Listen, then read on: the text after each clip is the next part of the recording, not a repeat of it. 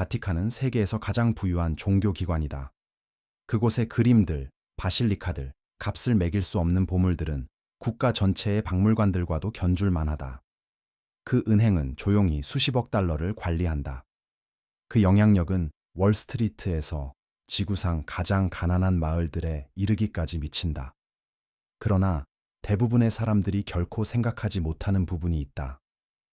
이 부의 제국은 단순히 하늘에서 내려온 것이 아니다. 그것은 건설된 것이다. 그리고 역사 속 모든 부와 마찬가지로 그 기초는 신앙뿐만 아니라 돈과 권력, 신자들을 충격에 빠뜨릴 만한 거래들로 다져졌다.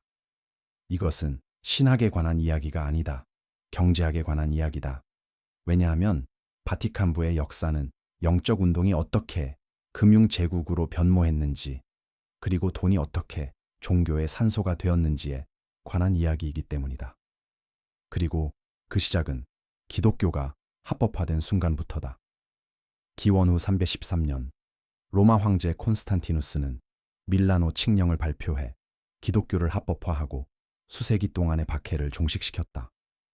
하룻밤 사이에 지하에서 숨어 다니던 작은 신앙은 국가가 지원하는 종교가 되었다. 합법성과 함께 선물도 쏟아졌다. 귀족들은 토지를 기부했고, 황제들은 교회에 특권과 보물을 아낌없이 내렸다. 콘스탄티누스 자신도 로마 최초의 성 베드로 대성당 건축을 후원했다. 메시지는 분명했다. 부와 성스러움은 함께 갈 수 있다는 것이었다. 그리고 그 순간부터 교회는 모든 제국이 이미 알고 있던 교훈을 배웠다. 돈은 권력이며 권력은 돈을 필요로 한다는 것이다. 중세 초기에 이르러 교회는 첫 번째 위대한 재정적 혁신인 11조를 완성했다. 신자들은 소득의 10%를 교회에 바쳐야 했으며, 이는 농민들의 밭에서 교구 금고로, 그리고 로마의 주교들에게까지 흘러가는 꾸준한 수입원이 되었다. 가족을 먹여 살리느라 고군분투하는 중세 농부가 곡식의 10분의 1을 교회에 바치지 않으면 영혼의 구원을 잃을 위험에 처한다는 것을 상상해보라. 이것은 자선이 아니었다. 종교로 성스러운 세금이었다. 그리고 수세기에 걸쳐 그 11조는 교회를 유럽 최대의 토지 소유자로 변모시켰다. 서기 1000년까지 가톨릭 교회는 서유럽 전체 토지의 거의 3분의 1을 소유한 것으로 추정된다. 대성당과 수도원뿐 아니라 농지, 포도원, 제분소, 숲 등 은행이나 채권이 등장하기 훨씬 전부터 실질적 부를 창출하는 실물 자산까지 포함되었습니다. 그러나 이야기는 더 어두워집니다. 땅과 11조만으로는 성장하는 기계교회를 만족시키기에 부족했기 때문입니다. 11세기에 이르러 교회는 또 다른 재정적 무기인 면죄부를 발견했습니다. 개념은 단순했고 마케팅은 탁월했습니다. 교회에 돈을 내면 자신의 죄나 죽은 친척들의 죄에 대한 내세에서의 벌을 줄일 수 있었다. 이는 구원을 판매하는 것이었고 수익성이 매우 높았다. 면죄부는 바티칸의 금고에 금을 쏟아부었고 교회뿐만 아니라 전쟁까지 자금을 지원했다. 그 당시 교회는 단순한 종교기관이 아니었기 때문이다. 교회는 지정학적 권력이었다. 1096년에 시작된 십자군은 성전 샹찬으로 기억된다. 그러나 동시에 재정적 호재이기도 했다. 군대는 자금이 필요했고 교회는 이를 충당하기 위해 새로운 세금을 부과했다. 싸울 여유가 없는 십자군들은 대신 면죄부를 사면 된다고 들었다. 도시가 정복되면 보물은 약탈당했고 땅은 신앙을 위해, 동시에 교황청을 위해 차지되었다. 십자군이 끝날 무렵 바티칸은 영적 권위뿐 아니라 왕들에 필적하는 군사적, 재정적 영향력까지 갖게 되었다. 그리고 여기서 아이러니가 드러난다. 사제들이 가난과 겸손을 설교하는 동안 바티칸은 유럽 최대의 지주이자 세금 징수 기관으로 변모하고 있었다.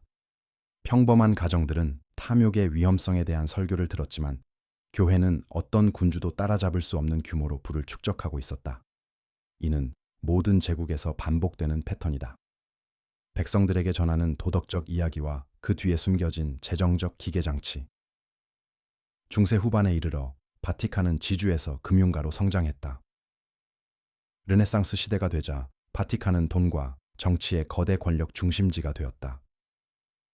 교황들은 더 이상 영혼의 목자가 아니었다. 그들은 군주이자 영주, 은행가였다.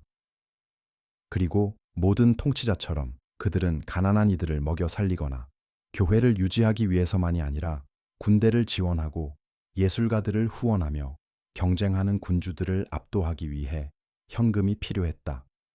이 야망의 상징이 바로 성 베드로 대성당이었다. 콘스탄티누스가 수세기 전에 세운 중세 교회는 무너져 가고 있었다.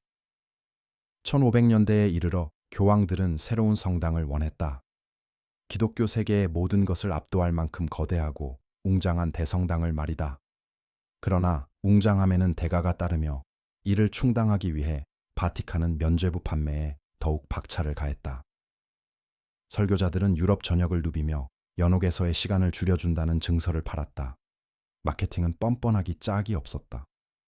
한 도미니코회 수도사 요한 테첼은 역사에 여전히 울려 퍼지는 구호를 내세웠다. 금고의 동전이 울리는 순간 연옥의 영혼이 해방된다. 사랑하는 이들의 운명을 두려워한 평범한 농민들은 구원을 산다고 믿으며 동전을 내놨다. 그러나 면죄부는 교회 건설만 지원한 게 아니었다. 교황들의 사치스러운 생활도 부양했다. 르네상스 시대 교황들은 왕처럼 살았다. 악명 높은 불화 가문의 알렉산더 5세는 교황궁을 친족, 우대, 사치, 스캔들의 소굴로 만들었다. 레오 10세는 예술, 연회, 축제에 돈을 쏟아 부었으나 로마의 가난한 이들은 굶주렸다. 아이러니는 뚜렷했다. 설교에서는 탐욕을 죄악이라 비난했지만 바티칸은 군주들도 부러워할 만한 부를 과시했다. 뒤에서는 교황청이 새로운 권력의 도구인 은행업도 받아들였다. 공식적으로는 교회가 이자를 붙여 돈을 빌려주는 고리대금업을 죄악으로 규탄했지만 비공식적으로는 교황들이 롬바르디 가문부터 메디치 가문에 이르기까지 이탈리아의 거대 은행 가문들과 손잡고 재산을 이동시키고 불려나갔다. 교황 궁정은 교회 수입뿐 아니라 왕실 부채까지 관리하는 금융 중심지가 되었다. 왕들은 은행가들에게 빚을 지고 있었고 은행가들은 로마의 충성을 맹세했다. 바티칸은 유럽의 돈과 권력이라는 거미줄의 중심에 자리한 거미가 되었다. 그러나 모든 거품은 터지기 마련이고 이 거품은 격렬하게 터졌다.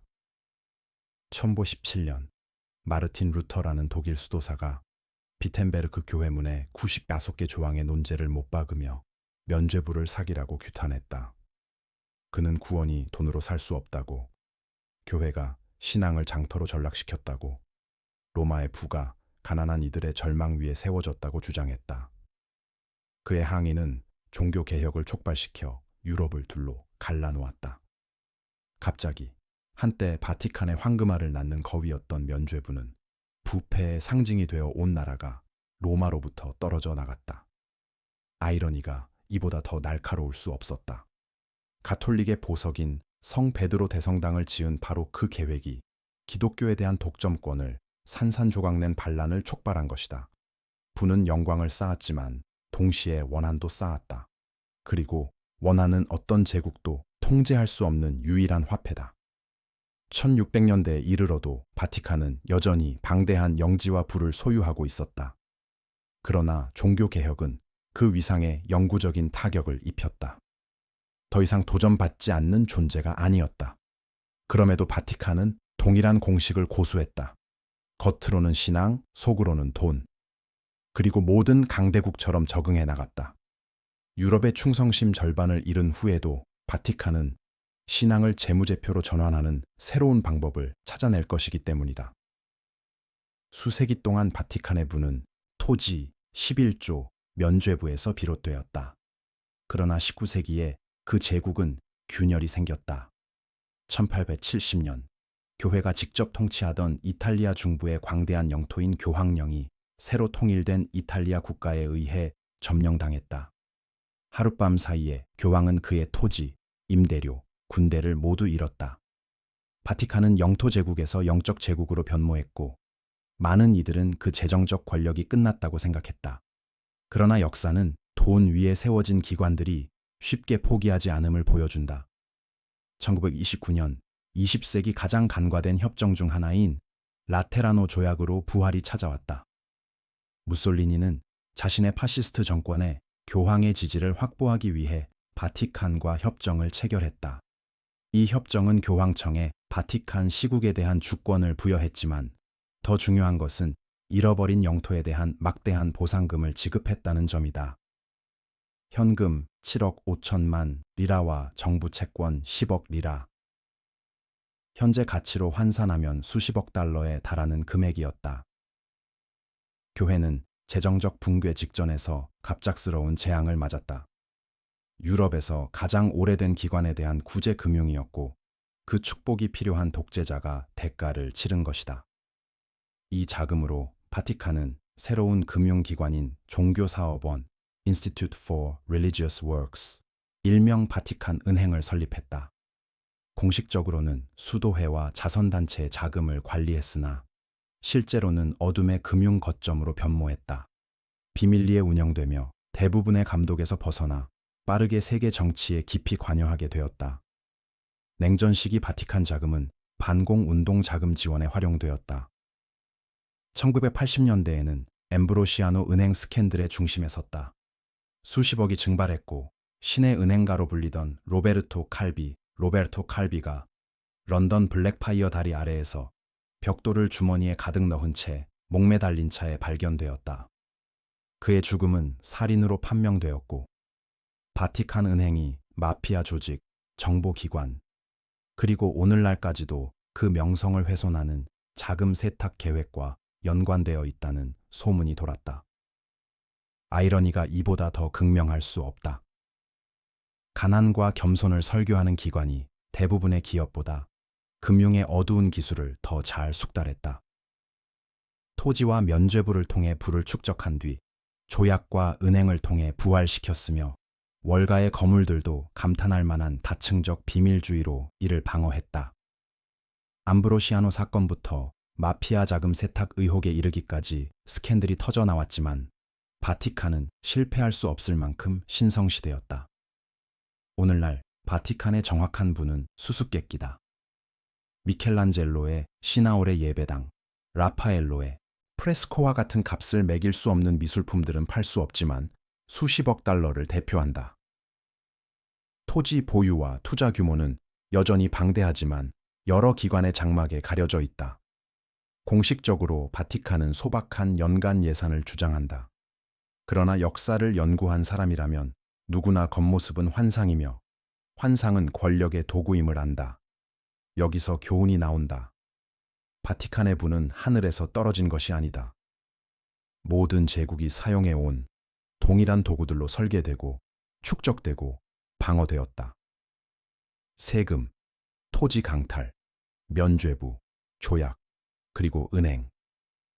구원을 팔고 신자들에게 세금을 부과하고 왕들과 독재자들과 거래를 맺고 돈의 흐름을 조작함으로써 성장했다. 마치 현대 정부와 기업들이 오늘날 하는 것처럼 이 이야기는 신앙에 관한 것이 아니다. 권력의 기계 장치에 관한 것이다. 그리고 지금 이것이 중요한 이유다. 왜냐하면 바티칸은 유일무이하지 않기 때문이다. 자신의 약속을 믿으라고 하면서 은밀히 부를 축적하는 모든 체제는 동일한 게임을 벌이고 있다. 정부가 화폐가 건전하다고 말하면서 무분별하게 발행해 가치를 떨어뜨리든, 기업이 가치를 설교하면서 노동자를 착취하든, 은행이 안전을 약속하면서 예금을 도박에 걸든 그 공식은 똑같다. 겉으로는 신앙, 속으로는 돈. 그러니 바티칸의 황금홀을 바라볼 때 종교만 보지 마라. 금융사상 가장 오래된 교훈을 보라. 그림자 속에서 쌓인 부는 항상 덕의 가면을 쓴다는 것을, 그리고 어떤 체제를 믿으라는 말을 들을 때마다 그 믿음으로 진짜 이익을 보는 자가 누구인지 물어야 한다는 것을 기억하라. 역사는 반복되지 않지만 이해하지 못하면 똑같이 당신을 짓누를 것이다. 이 이야기가 새로운 시각을 줬다면 구독을 눌러주세요. 역사가 답을 가지고 있습니다.